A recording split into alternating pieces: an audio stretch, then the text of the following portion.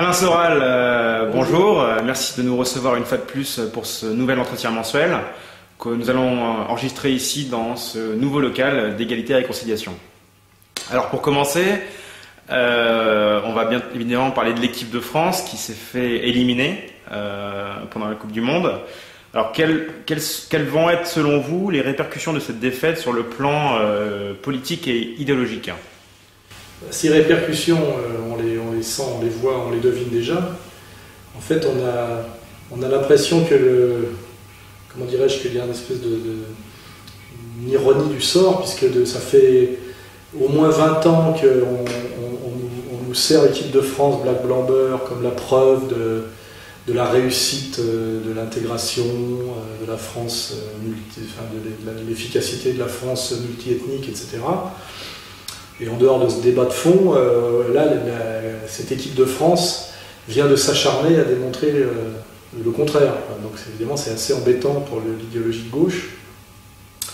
Mais ceci dit, c'était prévisible, non pas pour des raisons ethniques, mais parce que toute la séquence Domenech, ça fait je sais pas quoi, 6 ans qu'il n'obtenait aucun résultat et qu'il était maintenu pour des raisons obscures, à mon avis, qu'on va voir avec les lourdeurs fédérales et les connivences fédérales.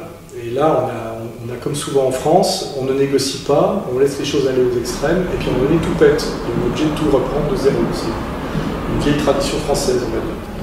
Et là, on a eu la totale, avec l'élimination précoce, une équipe qui joue très mal, l'histoire de la grève, enfin, c'est effectivement, et Finkielkraut, je crois, s'en est donné à cœur joie, évidemment, et ces jeunes mal élevés, sauvages, etc., qui ne respectent pas le drapeau, etc., parce que c'est vrai que Finkielkraut est un type qui mouille beaucoup le maillot pour le drapeau français, c'est bien connu, c'est sa culture.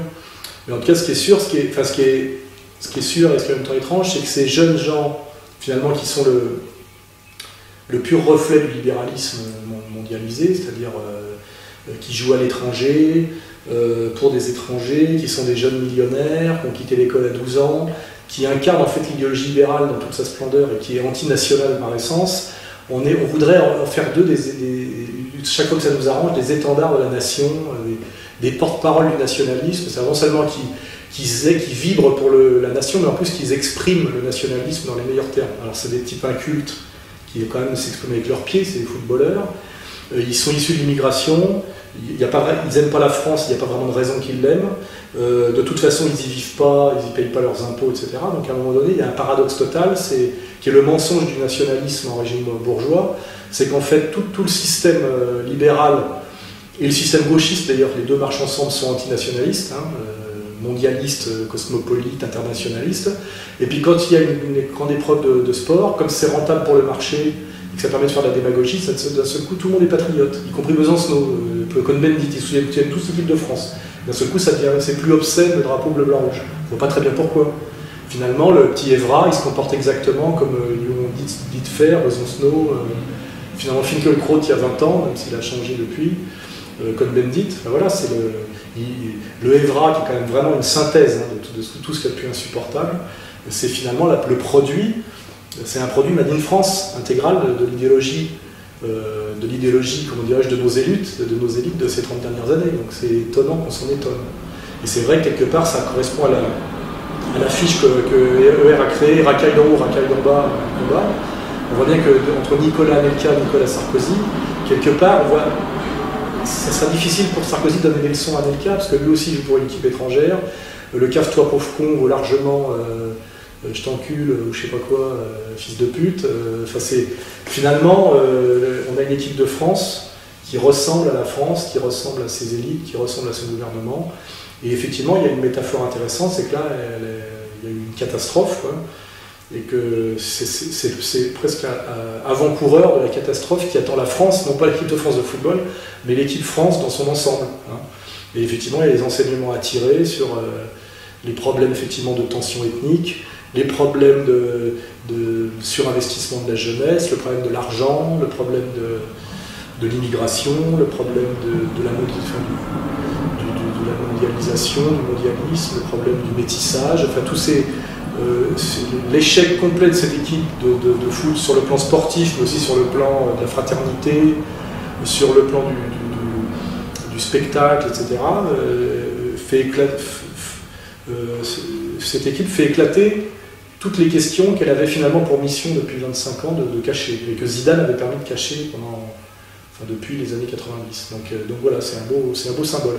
Mais ce qui est agaçant, c'est que ceux aujourd'hui qui crient au loup ou qui s'énervent sont les moins légitimes. C'est ça qui est toujours agaçant. C'est très agaçant de voir Finkielkraut et même Zemmour rebondir là-dessus, parce que encore Zemmour, il joue le patriote maintenant, mais Finkielkraut, je ne vois pas en quoi il a des leçons à donner au manque de patriotisme des jeunes footballeurs issus de la banlieue, quoi. Donc ce qui est agaçant, c'est la catastrophe, et en plus ceux qui essaient d'en tirer parti, qui sont pas très légitimes. Et puis finalement, à la dernière instance, Domenech s'en tire assez bien.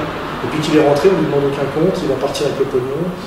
On demande aux footballeurs de rembourser, on ne demande pas à Domenech de rembourser, on ne demande pas à Roselyne Bachot de rembourser pour les vaccins H1N1.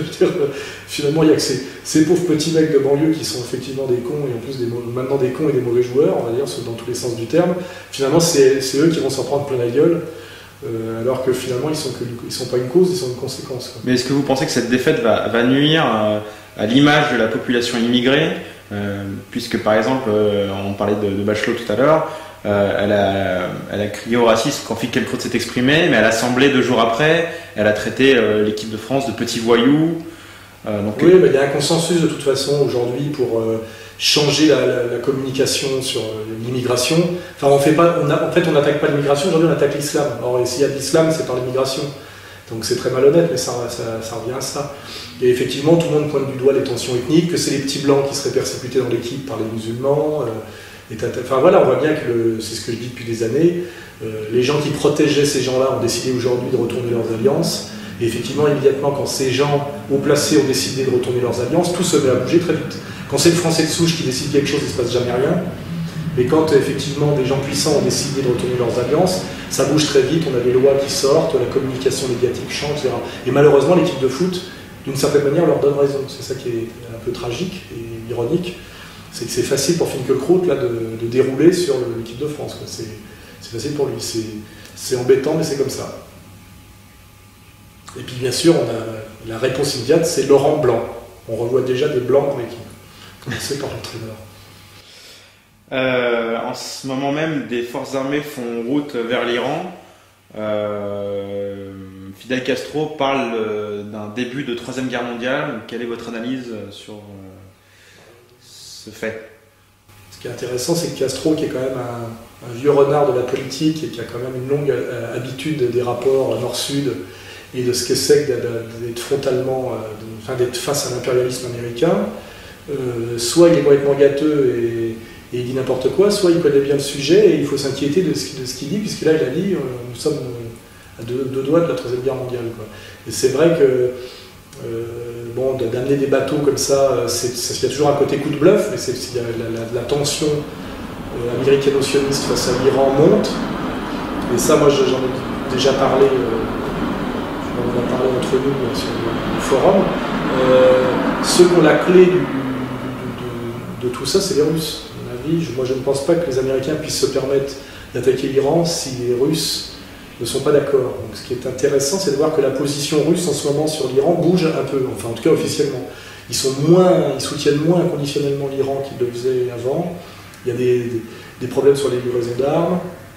Et ce que j'ai peur, moi, mais c'est une intuition, c'est que peut-être il y a un consensus à un moment donné, non pas contre l'Iran, mais contre le régime d'Ahmadinejad, et que peut-être que l'extrémisme dans l'engagement antisioniste d'Ahmadinejad va peut-être finir par le coûter cher, parce que historiquement, tous les chefs d'État qui ont porté le drapeau de l'antisionisme radical ont toujours mal fini, quoi, voilà, y compris dans leur propre pays, d'une certaine façon.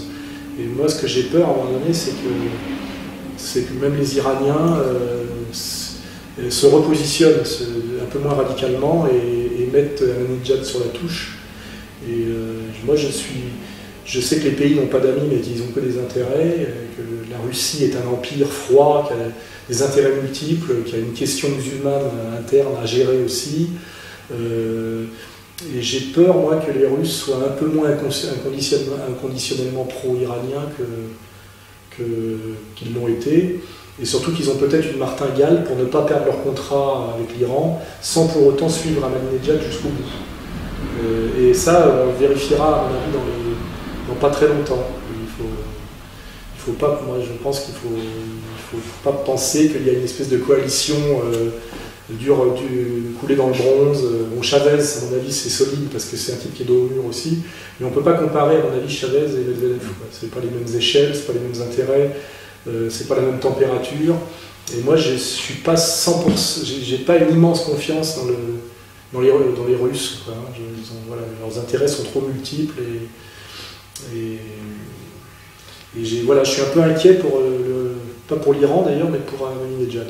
Mais voilà, c'est une intuition. Hein. Et je le dis, si jamais les Américains se permettent d'aller jusqu'au bout sur les questions iraniennes, c'est que les Russes les laisseront faire. Si les Russes disent non, ils ne peuvent pas le faire. Voilà. Ce ne sera pas les Chinois, parce que les Chinois regardent, ils se tiennent à distance, mais en tout cas, les Russes, c'est la clé de cette affaire. Et si les Américains et les Israéliens y vont à un moment donné, c'est que les Russes, et ça se sera passé en négociation discrète, c'est que les Russes auront décidé de ne pas trop bouger, quoi, voilà, et qu'ils auront négocié tout ça en haut lieu. Alors là, c'est très compliqué, ça nous dépasse tous, mais à mon avis, ça doit négocier dans tous les sens, voilà, pour sortir, à mon avis, on n'est pas dans une relation inconditionnelle au régime iranien, à mon avis, du côté russe. Voilà. Mais c'est une intuition. Voilà. On vérifiera. Alors plus proche de chez nous, à Belleville, donc dans le quartier de Belleville à Paris, près de 20 000 Chinois ont défilé il y a une dizaine de jours pour exprimer leur colère face à l'insécurité dont ils sont apparemment victimes quotidiennement. Cette communauté étant assez connue pour sa discrétion, quelle a été votre réaction par rapport à cette manifestation ? Bah, là encore, c'est comme l'équipe de foot qui serait un peu l'échec de la France multiethnique et multiculturelle. Là, à Belleville, c'est pareil, puisqu'on a un quartier, Belleville, où il y a des Juifs, des Chinois, des Arabes et des Noirs. Il y a de tout. Hein. C'est sur 3 départements, sur 3 arrondissements, je crois. Et jusqu'à présent, tous les bobos, la gauche, caviar, parce qu'ils adorent dire que ça allait très bien, que c'était sympa, ambiance cosmopolite, des décors, voilà, les trucs multiculturels où on court, enfin tout va toujours très bien.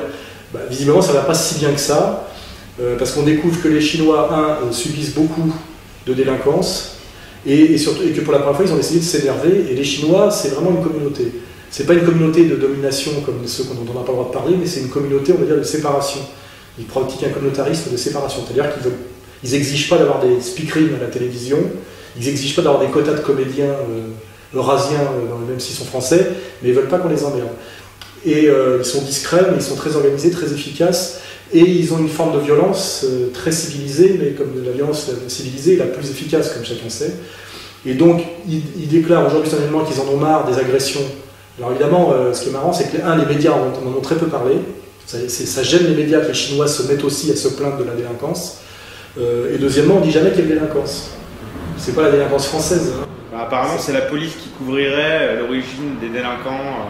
Ouais, enfin, on sait très bien qu'est-ce que c'est que la délinquance de Belleville. Bien sûr. C'est pas les Juifs qui agressent les Chinois, ça on doit l'admettre, et c'est pas non plus les Gaulois. Hein. Donc la délinquance, c'est toujours la même. Hein. C'est la racaille, enfin, je veux dire, voilà, qui aujourd'hui n'est pas du tout en voie d'être apaisée, mais ça on peut en parler aussi. On voit dans les banlieues, etc., que ces jeunes qui ont eu une longue période de délinquance juvénile passent. Il y a une minorité, mais c'est suffisant pour que ce soit gravissime, qui passe au grand banditisme surarmé. On voit que ça commence. Il y a des bandes surarmées. Voilà, ils sont passés il y a le saut qualitatif vers le grand banditisme qui se passe partout, et pas seulement en banlieue parisienne, mais dans toutes les banlieues des grandes villes de France. Ça vient, c'est-à-dire que les gangs saignants maintenant qui tirent à la Kalachnikov, même sur les forces de police, c'est quand même des gangs aujourd'hui qui sont issus de l'immigration maghrébine et africaine. Voilà, donc la situation s'aggrave encore. Les Chinois se mettent dans le jeu, ont envoyé un message fort à la police française, c'est genre vous ne nous protégez pas de la racaille, on va s'en occuper nous-mêmes. Et là, ça veut dire que ça peut devenir saignant, parce que les Chinois, c'est discret, mais c'est de l'efficace. Et donc, effectivement, l'équipe de foot, les Chinois, le mensonge de la France multiethnique et multiculturelle, qui a toujours été un mensonge, évidemment, c'est en train de péter dans tous les sens. Et en plus, il y a beaucoup de gens qui ont envie que ça pète. Hein, la communauté Finkielkraut a envie que ça pète, ce qui est très important. Et aussi, en face, certains exemple les musulmans ont aussi envie de s'organiser, de se prendre aussi un peu en charge eux-mêmes. On en a marre aussi qu'on leur explique ce que c'est que l'islam de France. Donc on sent qu'il y a quand même il y a une montée des communautarismes, des tensions communautaires. Et malheureusement, nous, on a beau jouer égalité et réconciliation, faire ce qu'on peut. Le contexte devient de plus en plus difficile. Équipe de France de football, Belleville, tension internationale avec l'Iran, c'est-à-dire pays chiites, musulmans, agressé par une coalition de vétérotestamentaires, c'est-à-dire judéo-protestantes. Toute cette lecture à la ethnique, religieuse, qui surdétermine les questions sociales et la lutte des classes, c'est un peu le signe de l'époque. C'est que la question sociale, finalement, se trouve masquée par la question ethnico-raciale. Je pense que ça a été voulu par les élites patronales en France, mais qu'aujourd'hui, effectivement, ça pète parce que c'est réel. Parce qu'en fait, les rivalités ethniques ont été mises en avant pour cacher les disparités sociales, mais aujourd'hui, il y a réellement ces deux facteurs qui s'additionnent et qui sont réels. L'un n'est pas juste un masque, une abstraction. Et c'est qu'aujourd'hui, on est dans l'époque, non pas de la lutte des classes en ce moment, mais dans l'époque des tensions ethniques, qui en réalité ont été la stratégie du capital, mais qui sont réellement, aujourd'hui... et qui maintenant peut-être les dépassent même eux-mêmes. Ça dépasse tout le monde, de toute façon, parce que tout le monde en a marre, tout le monde s'énerve. Même moi, le Gaulois moyen, je m'énerve aussi, parce que quand on tend la main et que cette main n'est pas prise, aussi c'est agaçant. Quand on voit quand je vois Evra, je me dis, mais il faut vraiment être un imbécile pour donner du grain à moudre à Finkielkraut à ce point-là. Ou certains même musulmans qui jouent les salafistes en disant, mais vous dites tous, dans vos revendications extrêmes, vous dites tous exactement ce que ceux d'en face ont envie que vous disiez pour vous désigner au peuple français comme des ennemis, des séparatistes, des dominateurs, des conquérants, etc. Et nous, on fait un gros effort pour dire que majoritairement ce n'est pas ça, et vous ne nous aidez pas. Et aujourd'hui, c'est vrai que quand on joue l'apaisement, la solidarité de classe, et non pas l'assimilation, qui est un truc qui ne marche plus, mais une lecture sociale, une lecture économique, et éviter de tomber dans le piège du conflit de civilisation, etc., ça devient de plus en plus difficile, parce qu'on est face à une réalité qui est comme ça, on ne peut pas la nier. Même si ça a été instrumentalisé, créé et favorisé, maintenant on y est. Exactement comme à un moment donné, il y a des gens qui ont voulu que la Yougoslavie cesse d'exister, ils ont appuyé là où ça faisait mal, mais il y avait des tensions, c'est évident. Il y avait des Serbes, il y avait des Croates, il y avait des Bosniaques, qui avaient un passé qui avait été un peu occulté par Tito. On a les mêmes problèmes. On a eu la même chose au Liban. À un moment donné, le Liban aujourd'hui est sorti d'une longue période de guerre civile et fait de l'égalité et la réconciliation avec Nasrallah et Aoun, mais parce qu'ils se sont passés par 20 ans de guerre et un pays laminé. Nous, malheureusement, on est dans la phase gemayel où tout le monde a envie de se taper sur la gueule. Et malheureusement, vous avez beau faire le prophète et dire ça va être une catastrophe, la France va se casser la gueule, on en sortira encore plus faible, ça ne nous apportera rien. Quand vous avez une bande de types qui ont envie de se taper sur la gueule, pour qu'ils commencent à réfléchir que c'est idiot, il faut d'abord qu'ils se soient battus, pour après qu'ils boivent un coup ensemble et qu'ils finissent par discuter.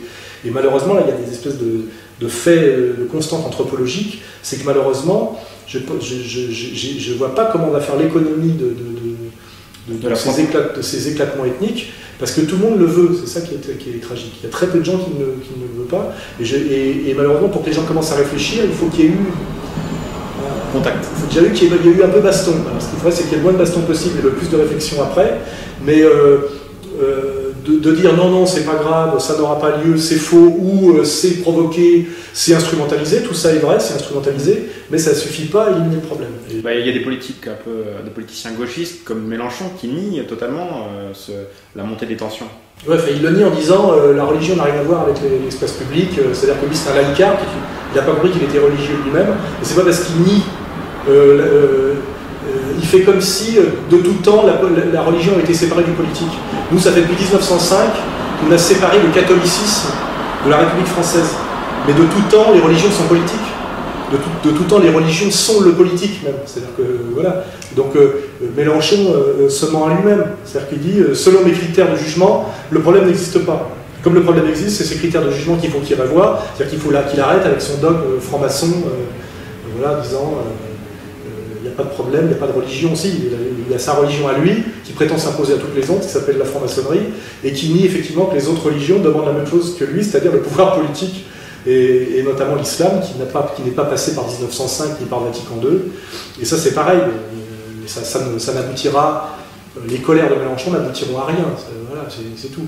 Donc, tout ça est devant nous, c'est des défis terribles, avec situations de guerre internationales qui sont aussi des guerres sociales, des guerres économiques et des guerres religieuses additionnées, situations de tension sociale, de crise sociale et économique très grave en France, plus tension ethnique. Donc on a un contexte international et interne qui est strictement l'addition une grave crise économique et d'une grave crise ethnique additionnée. Donc je ne vois pas très bien comment on va échapper à la catastrophe. Et donc Fidel Castro, à mon avis, n'est pas si gâteux que ça quand il dit que ça va bientôt péter.